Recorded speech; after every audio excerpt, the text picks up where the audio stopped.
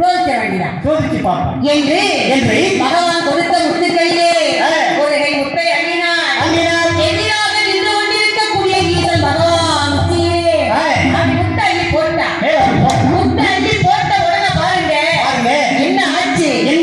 பகவானுக்கு உச்சியிலே இருந்து உள்ளங்கால் வரையும் தக்காளி பழங்களை போலாகவே அம்மை நோய் தோன்றியது. ஊசி குத்துவதற்கு கூட இடமில்லை. அப்படி தக்காளி பழங்கள் ஒன்று அம்மை தோன்றிய காரணத்தால் பகவானுக்கு அங்கே காய்ச்சல் கண்டது. காய்ச்சல் அப்படியே கொதிக்குது, நெருப்பா கொதிக்குது. உடலெல்லாம் நெருங்கெல்லாம்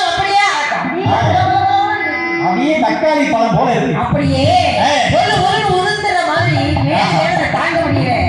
வேதனை தாழ முடியாமல் கைகால் எல்லாம் கட கட என்று உருள்கிறார், குரல்கிறார், தட்டுகிறார், தருகிறார். அம்மா பெண்ணே பார்வதி, என்ன நம்ம சாமி சத்தம் கேக்கு? முக்கி முக்கி கத்துறாரு. எனக்கு காப்பு தாங்க முடியல பார்வதி. ஓடோடி வந்து பார்த்தா எனக்கு வேலை தாங்க முடியல பார்வதி. சாமி உங்களுக்கு என்னாச்சு சாமி? இந்த பெண்களுக்கு வரத்து கொடுத்து விட்டேன், முத்துவரத்தை கொடுத்து விட்டேன். ஐயோ இந்த வரத்தை வாங்கிக்கிட்டு அவங்க இந்த நிலைக்கு